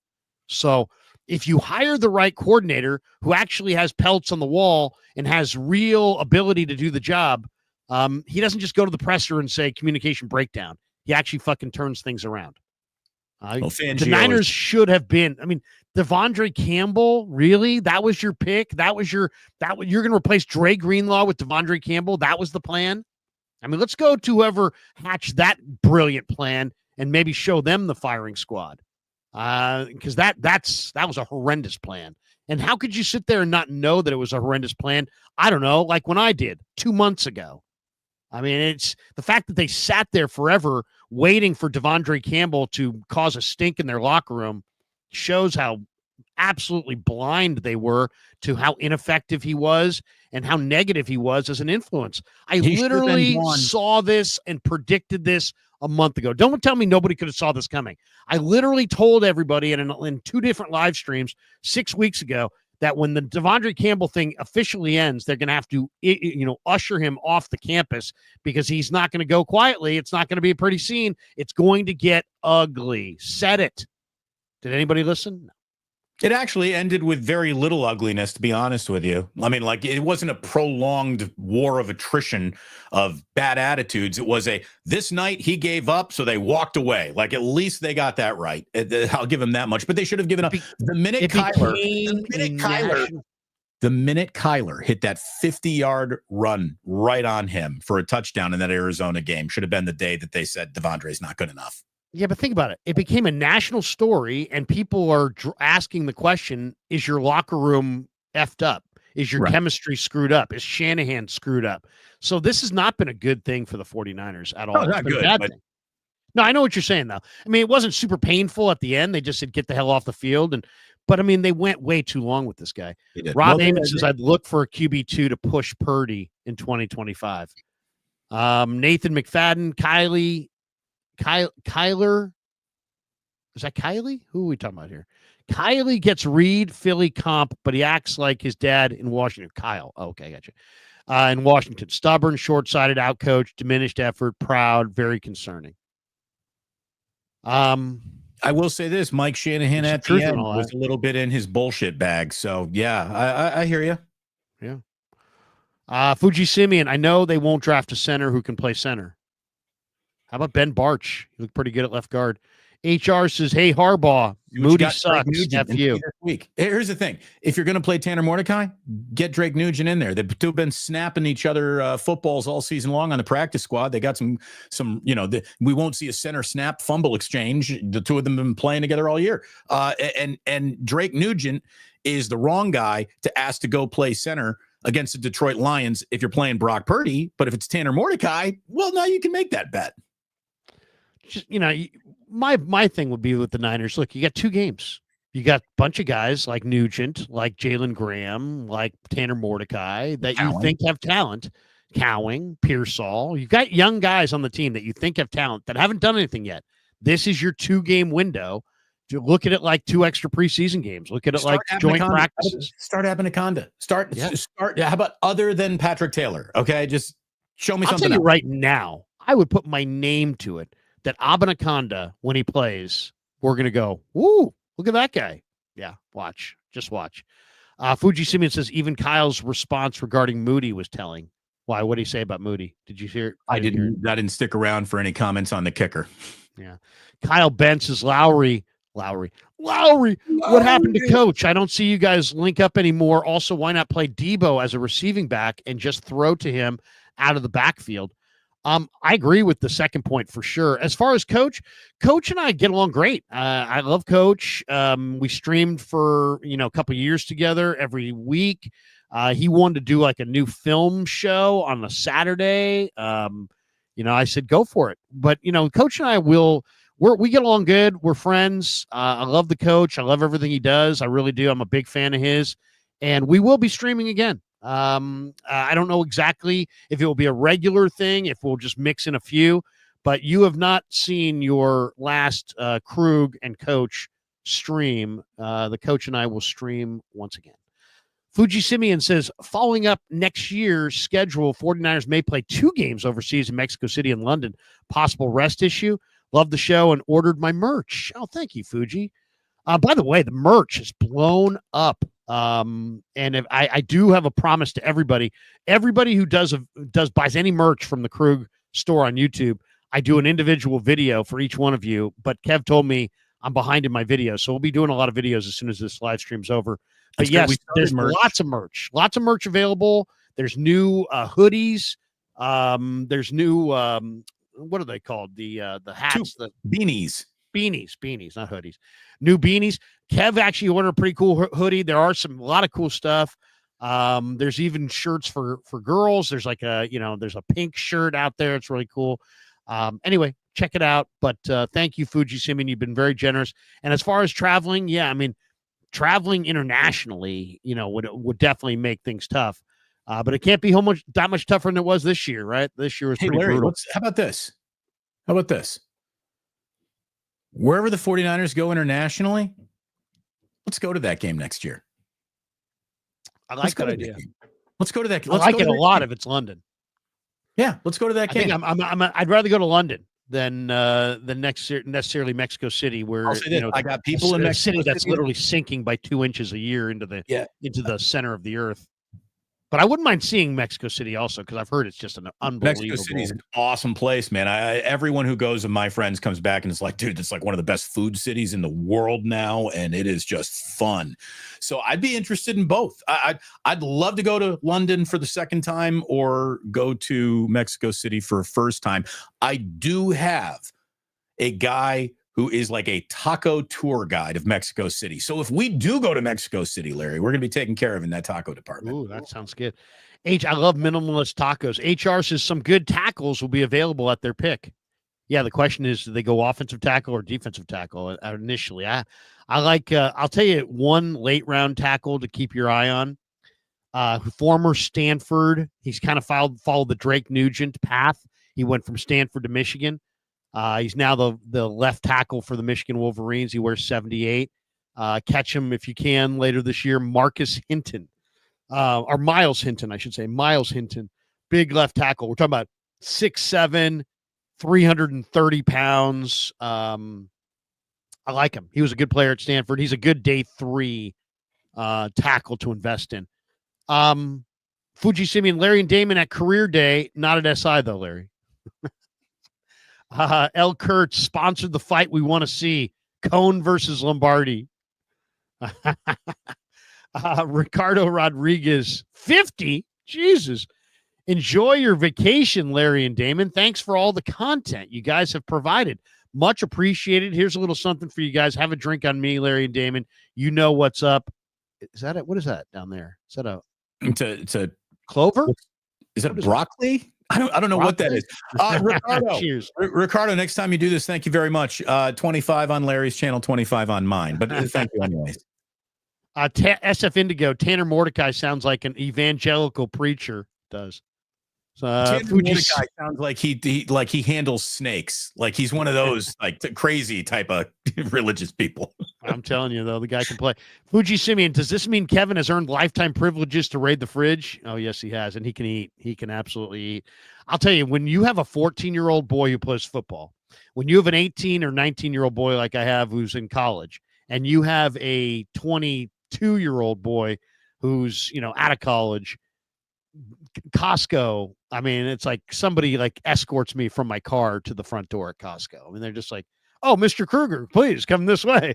Red rope Larry at Costco. You're going to be, Mr. dropping $1,000 here. Thank you. And I don't drop $1,000, but it's at least $500 for sure. Jillian and I have already conceded that at some point with both, Jack and Ozzy, we got 5 and 3 years old. By the time they're teenagers, we're going to need one of those, second fridge. A cask. Oh, we have a second fridge. We are even saying we're going to need like one of those casket freezers. We're going to need a second freezer. These kids go through fucking chicken nuggets like you wouldn't believe. No, are you kidding me? Does this mean Kevin has earned lifetime privileges to raid the fridge? On the bright side, at least some students in San Francisco are getting a half day off. There you go. Fuji Simeon says, Larry sort of reminds me of Billy Bob Thornton in Bad Santa, trying to envision Larry in a Santa costume. Haha, respect to you, Larry, even if you went to SI. Imagine if Fuji, if we went to the same high school, how much money you could be dropping. As a rival high school guy, that's amazing that you contribute as much as you do. And we appreciate you, brother, because you've been our top contributor this year for sure. Mike Baker says, appreciate you both. Hope you and your families have a blessed Christmas and New Year. Thank you, Mike. Thank you, Mike. Seriously, man, appreciate you. Appreciate every single person here, man. Absolutely. L. Kurtz says, send me a gift card to try out Pig in a Pickle, LOL. hey, we're going to do a meet and greet there for the playoffs, and you're more than welcome to stop by, and we'll share some barbecue and have a beer and talk some shop. Yeah, Larry will pick you up the rib that day. Yeah, Rob Amon says Festivus for the rest of us. I love Seinfeld. I can watch Seinfeld. I can go down that Seinfeld marathon. I'll tell you this, though. I used to love Seinfeld more. Now I'm more of a Curb Your Enthusiasm guy. I love Curb Your Enthusiasm, and I can go it's not even on HBO anymore. It's on like Tuble or Tubi or what. It's on one of the streaming, the Peacock streaming service. Oh, it's on Max. It's on HBO Max. That's what it is. So I've got an HBO Max, so I watch it on that. I love Larry David and Curb Your Enthusiasm. What you're realizing is that Larry David is George Costanza and vice versa. Right, They're the same guy. And it's basically Curb Your Enthusiasm is Seinfeld on cable, which means they can get away with everything. Like did you ever see when who's the George character? What's his actor? Do you remember the Jason actor? Alexander. Jason Alexander. Did you ever see when Jason Alexander goes on Curb Your Enthusiasm and confronts Larry about what a schmuck the George character was? Yes. And Larry is like, hey, I did that. Who does these things? I did that. He kept going, oh, I did that. And it's like, it was really clear that it was like the George character was Larry David, and then George ripping it. It was classic moment. And the way that the final episode of Curb Your Enthusiasm addressed what a flop the final episode of Seinfeld was just perfect. They just nailed it. I mean, Curb Your Enthusiasm. He picks up a prostitute so he can drive in the carpool lane in LA to Dodger Stadium. That's one of the great episodes there is. And then he comes back and smokes. She wants to buy marijuana for him or something like that. He's like, I got the glaucoma. For the glaucoma. His dad's all high. Or how about the one where Larry tries to buy swag from the guy in the corner and he doesn't know? He's like, well, do you give me the swag? Do I give you the money first? And he's like, walk away. Awesome. Just walk away. Just walk away. Just take it. Walk away. Walk away. CSE Capital Management Insurance Services Incorporated says this is what the 49ers look like if they pay Brock. I'll tell you what, I think that the Niners will look even worse than this if they don't. As bad as everything was, Brock Purdy threw for 300 yards yesterday, the fourth most passing yards in the NFL yesterday. I didn't even think he had a good game until you damn freaking, looked in that box score and you're like, oh, better than you thought it was. Brock is a gamer, man. He is. And you put a better team around him, I think you can reach a Super Bowl. You had a better team around him last year. Where were you? You were in the Super Bowl. It's a bad turnover there at the end, though, man. Really bad turnover at the end. He got throttled, Larry. I mean, like, if he didn't have you don't need to throw that pounder laying in his chest. Take the sack, bro. Take the sack. Don't just float the ball. There were 24 seconds left in the game. It was time to go. I know. I mean, the whole thing. Okay, that's that one. We have this one. Oh yeah, we should mention this. R.I.P. Rickey Henderson. Oh yeah. Man, unbelievable. I can't even believe that I lived longer than Rickey Henderson. I don't know. To me, it just seems Rickey was just one of my favorites. Did I ever tell you my Rickey story? I go in, it's really a Tony Gwynn story. I think I've told this story before, but I went in to I was with traveling with the Giants in 1998. We're in San Diego, and it's a weekend series, 4-game series, and I'm doing my weekend show, Saturday show, and I'm just trying to tape some stuff on Thursday and Friday to use on our Saturday show. So Tony Salvador era KNBR. Yeah, this is late 90s. I'm a young man, 27, 28, first came to KNBR. You're the weekend. I'm doing the weekends. I'm doing the weekend show. Yeah, I'd just been on KNBR for like a few months. And so I go in to do an interview. I look for Tony Gwynn, and Tony goes, Mr. Gwynn, hey, this is Larry Krueger, KNBR. I'd love to do an interview with you. He's like, I'll talk to you. And he's like real high voice and everything. And he's like, but I can't do it right now. So if you show up tomorrow at 7 a.m., I'll give you as much time as you need. And he walked out and he gave me a handshake, took his bats and walked out. I actually kind of think might have put a dip in and then walked out, which is kind of the problem with Tony. That's what he died of. But I'm standing there and he walks out and we've had this nice exchange. And I'm kind of looking at myself and I'm like, well, he's now just given me like, I'm one of the greatest hitters of all time, and I'll give you a one-on-one interview, but not till tomorrow at 7:00 in the morning. And I'm thinking to myself, is he even going to be here at 7:00 in the morning? I thought maybe he was blowing me off. I don't know Tony Gwynn that well. So I didn't know, was he putting me on? So I'm standing there, I'm looking kind of perplexed. And Rickey Henderson, who was a teammate on this team, looks right at me and he goes, I know what you're thinking. And I said, what am I thinking? He's like, you're thinking, did he just blow me off? Or is he going to be here tomorrow at 7:00 in the morning? And I said, Rickey, that's exactly what I'm thinking. And he's like, I could see it in your face. He's like, well, let me just give you some advice. When Tony says something, he means it. So if he says he's going to give you that interview tomorrow morning at 7 a.m., you sure as best better be here tomorrow at 7 a.m. to do that interview. And I said, really? He goes, absolutely. I go, okay, great. I'm glad. Thank you for that. So I left, watched the game, came back the next morning, 7 a.m. There's nobody around. I mean, it's like dark as hell. I'm like, fuck. I fell for this. And I'm about ready to walk out of the totally dark Padre clubhouse at the Murph. And I see a light at the end of the hall. And I walk down there, and it's the clubby, whoever the young guy is who runs their clubhouse. And I'm like, man, I was supposed to meet Tony Gwynn here, but he's obviously not here. I don't even know why I'm telling you this. He's waiting for you in the batting cage, right? No. So I don't even know why I'm telling you this. It's not your problem. Anyway, if you see Tony Gwynn, I guess tell him that Larry Krueger from KNBR is looking for him. And I start to walk away, and he's like, are you the guy he's doing the interview with? And I said, yeah. And he goes, he's at home plate. So I go down to home plate, and it's Tony Gwynn and Greg Vaughn in a beautiful August day in San Diego. Beautiful morning. Not a soul in the house. And Greg Vaughn is hitting balls off the tee with Tony, and Tony's talking to him about staying this way and that way and all these mechanical things about hitting. And he sees me in the dugout, and he's like, there you are. I thought you maybe weren't going to show up. And I'm like, oh no, I was coming the whole time. He's like, we'll be done in like a few minutes. So he finished up with. You're putting way too much. He said, Tony was, hey, I didn't think you were going to show up, Larry. Yeah, seriously, it was like that too. And he worked with Greg Vaughn. They both came over.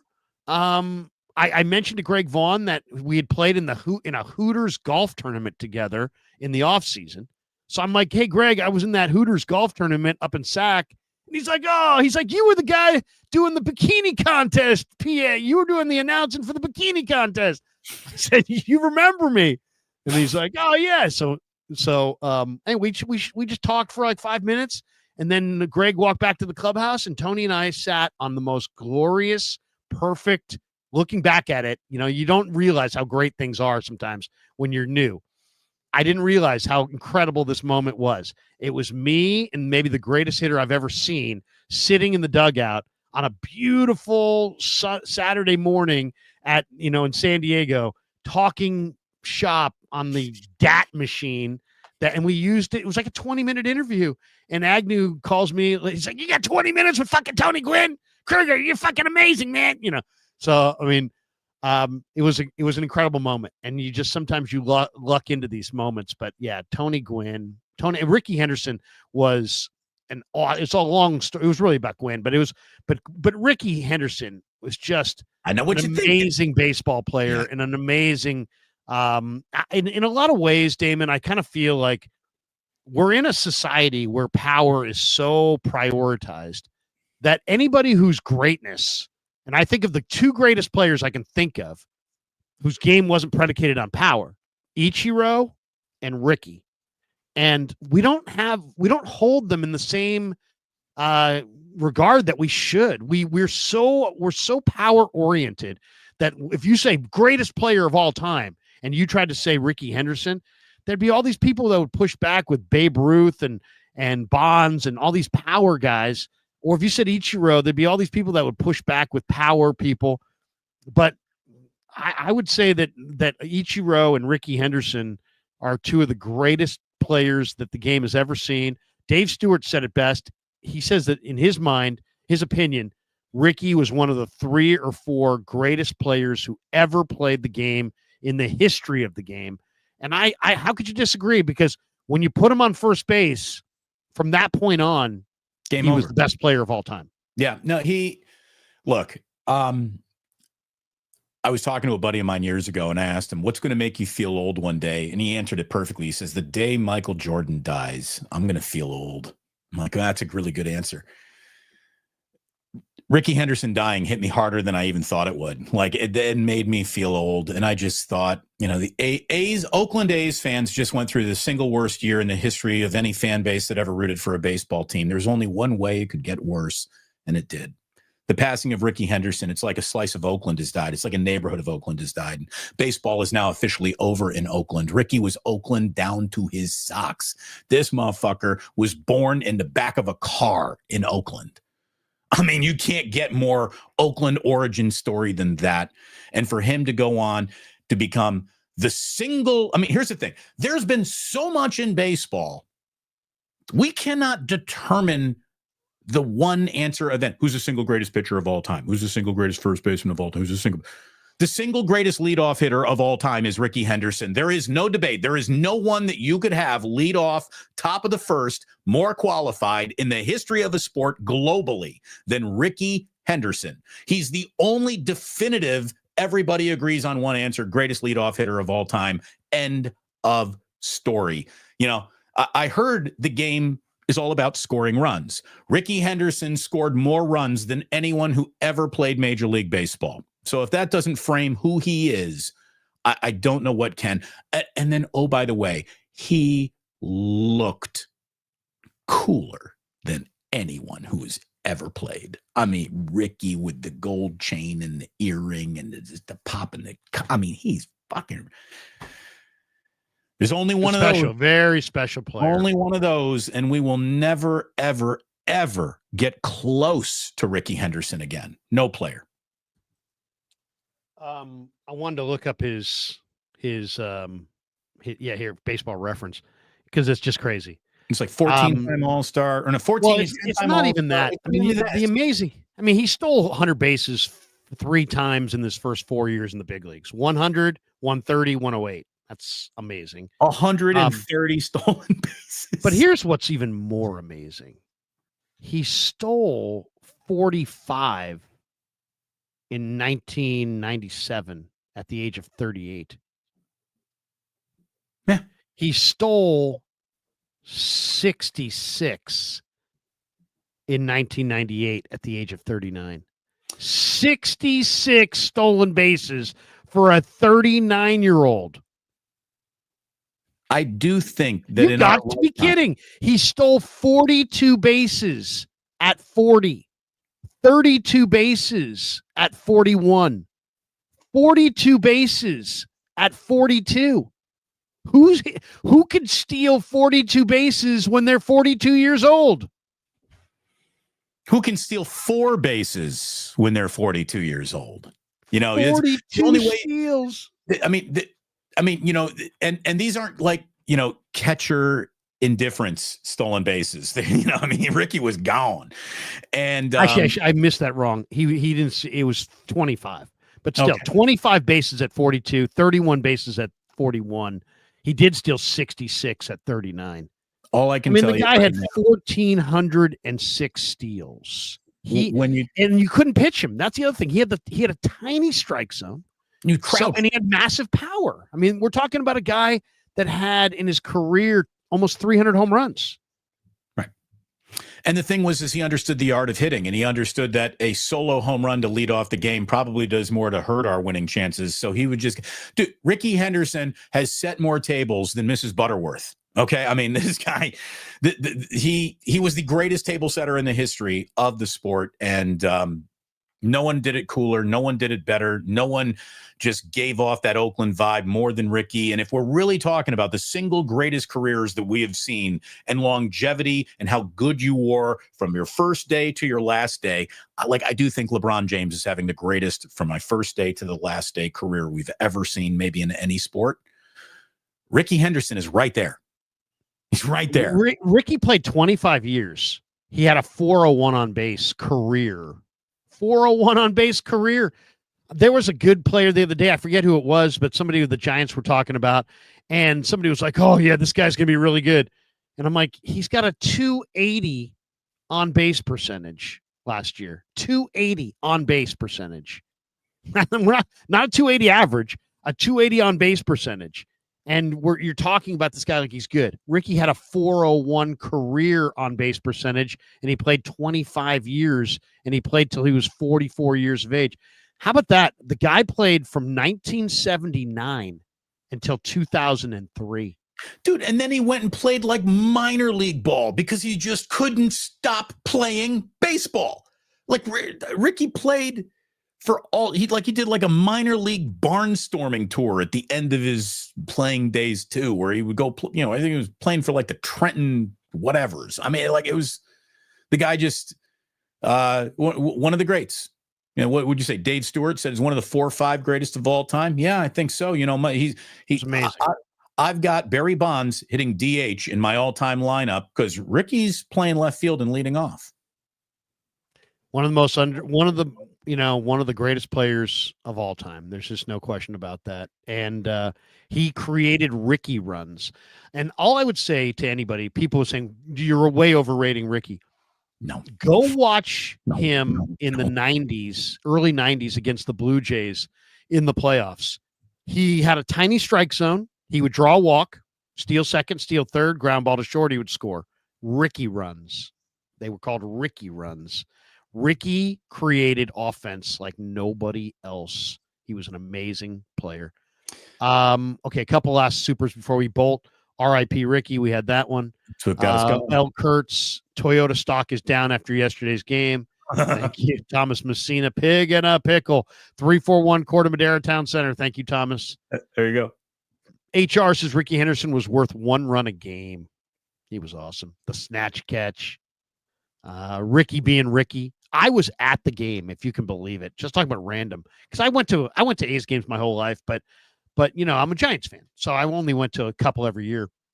And I just happened to be at that game where he stole third base and he pulled it out of the ground. Lou Brock was the greatest of all time, and now I am the greatest of all time.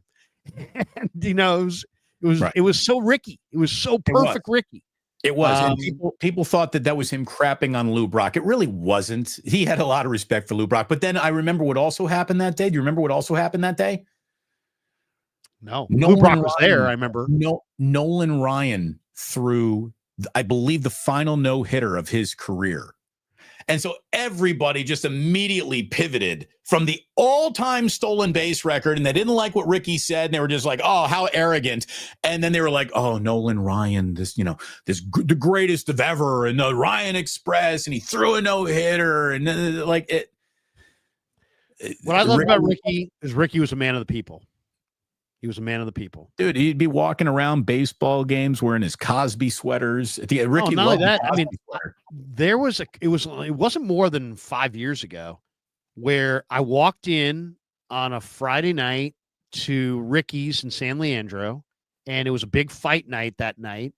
And I'm sitting there watching the fight at my table, and Rickey comes over. Rickey used to treat me like I was the biggest star of all time. It was amazing. He'd walk in and be like, "Mr. Krueger, I have your table for you. You're not paying for any drinks, any food." Rickey was just amazing. The bar owner, not Rickey Henderson. Rickey, the owner of Rickey's. Yeah. Rickey, the owner of Rickey's, treated me like just absolutely. There's a lot of Rickeys in this story, Larry. There's a lot of Rickeys. And so, but Rickey Henderson was there. Rickey would show up for the fight nights because he's an Oakland guy. And it was in San Leandro. It still is. It's open. It's reopened now. But so he's like, "Hey, you want to sit with you? You want to go sit in the back room with Rickey and watch the fight?"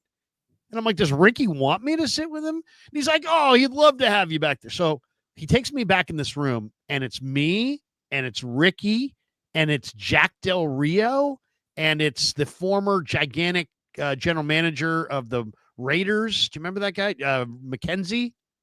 Reggie McKenzie, Jack Del Rio, Rickey Henderson, I forget who else. There was a couple other people in this room. Greg Papa had to have been in the room. He wasn't there. He wasn't there. But I sat at the table and watched the fight with Mackenzie and Del Rio and Rickey and just chopped it up, for like, 2 hours and just talked fighting and sports and life. I mean, it was amazing. It was absolutely amazing. Rickey was an incredible guy. He was an absolute joy.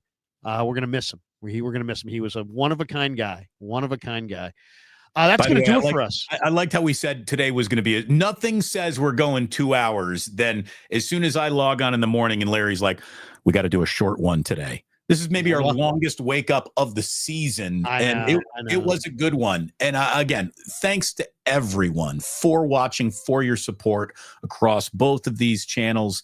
It means so much. Thanks to Sam's Chowder House. And I'm going to tell you, Christmas is coming on Wednesday. You're going to want to be out of the kitchen after Wednesday. There's so much prep that comes with Christmas Eve, Christmas Day dinners, holiday dinners. I mean, take the person cooking this dinner down to Sam's Chowder House this upcoming weekend. I would say this too. This is the time of year where lots of people have family coming in from other parts of the country, right? So you got, my aunt's in from Cincinnati. I got my dad's in from Chicago. My mom's flying in from New York. You know what? Instead of just making them watch every NFL and college game, maybe take one afternoon and head out towards the coast and have a little lunch at Sam's Chowder House. You will sit there and that person will sit there and be like, wow, what a spot, what food, what a location. They got beautiful heat lamps on the patio. So you can sit there outside and have that heat lamps keeping you nice and warm and enjoy that California coast. So absolutely check out Sam's Chowder House. It's a bucket list place. It's almost like a tourist spot as far as you need to go check out like a real Bay Area spot that has a ocean front view. And Half Moon Bay is one of the most unique climates in the world, really. I mean, you have a coastal climate, but you also have a lot of agriculture. It's like when ag meets the coast. Then you have Half Moon Bay, and it's a jewel. It's an absolute jewel of a place. I got JJ Rader saying, Damon, always undersell and over deliver. I hear you, but I say with great confidence, what you and your family will like about Sam's Chowder House is everything.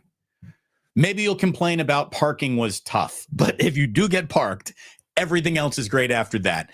It's an A+. It's an A+. It's easy to oversell Sam's. There is no overselling. It's perfect. Look at this one, Christopher Byers. Off to work. I have to go earn some money. Bought too many Christmas presents. That cracks me up. And John Wallace says, Half Moon Bay will leave you breathless. It's one of the most beautiful places in the world. That's going to do it for us. Have a great rest of your day. Merry Christmas and Happy New Year. We're not going to see you guys until after the holidays. So I just, once again, thank you to everybody who has made our channels go. Thanks to everybody who has been here with us as we've celebrated Niner football, screamed about Niner football, and everything in between. So thanks to all of you guys. As far as the rest of today, I am going to be popping on with Greg Papa and Greg Silver, I believe at 12:50. So I'll be on with them at 12:50 at 6 p.m. tonight. I'll have my one and only Niners Nightly show of the week, and it will be, I believe, on the radio. So check that out tonight at 6 o'clock on KMBR 680 and 104.5. And we'll do nothing but take phone calls because we like to let people vent the day after the game. So we'll do that tonight. And other than that, we'll be doing a couple videos. I've got a couple ideas for videos that I want to do, and I will have those out to you guys later on today. So here's an idea, Larry. Blood Moon says, you guys doing a New Year's show. That would be amazing. I'm talking about Larry and you, Damon, drunk as fuck. Let's do it. Oh, man. We'll have to consider it. We'll consider it. It's funny. My wife and I always have these great New Year's plans. And then I'll look over at her. It'll be like 10:30 and she's totally out. And next thing I'm looking at the Cron New Year's Eve show by myself, drinking sparkling cider, thinking about what comedian I want to binge watch. So anyway, that's usually how I spend my New Year's Eve. But it's always possible. Anyway, that's going to do it for us. Have a great day. Enjoy the rest of your day. Merry Christmas and Happy New Year. Whatever holiday you celebrate, we wish you, Happy Hanukkah, Happy I'd be like Ralph, Happy Kwanzaa. My favorite Ralph moment of the year on an annual basis. We might as well finish with this. This is a man who would take no vacation throughout any of the summer months, and he would have so much goddamn vacation piled up that he would literally sign off for Christmas on like December the 3rd because he had the rest of the month off, right? 3 weeks. So, but instead of just ducking out like any normal person on December the 3rd, he had to do like it was December 22nd. Right, the year in review show. Yeah, the year in review show. But then there was also this gigantic, Merry Christmas, Happy Hanukkah, Happy Kwanzaa, whatever it is that you celebrate, vis-a-vis your loved ones, all this. And Ralph would do this whole thing, and he'd be like, I'm not going to be here the rest of the year. Tom will be here for a couple more weeks, and then there'll be some holiday fill-ins. Hope everybody has a great Christmas and New Year. We'll be back in December the 4th. And yes, I'm going to be out for a while, but I'm going to be hanging out with Tate, and we're going to be doing some fun stuff. And I'm thinking about going to the mountains and all this extra stuff. And it would just leave you with a. Did he just say? Like, is he just signed off for the Christmas holiday on December 3rd? Did he retire? Yes.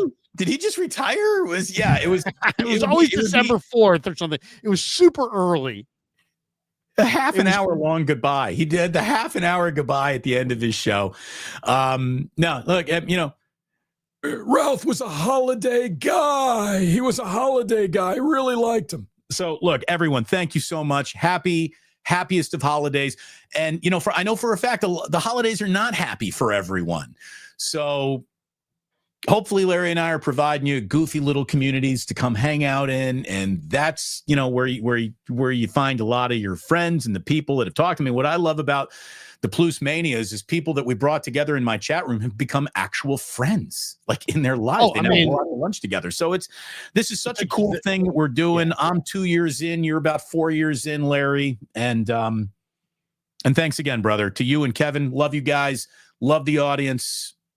Thank you so much. Merry Christmas to everyone. I'm done. Yeah. Merry Christmas and Happy New Year from both of us. And, a lot of people feel lonely and feel they're alone around the holidays. And all I would say is if our channels can help you feel like you're not alone, then that's exactly what we want from our channels, because you're not alone. Have a great holiday. Happy Merry Christmas, Happy New Year. And we wish you nothing but love and success and happiness in 2025. Peace.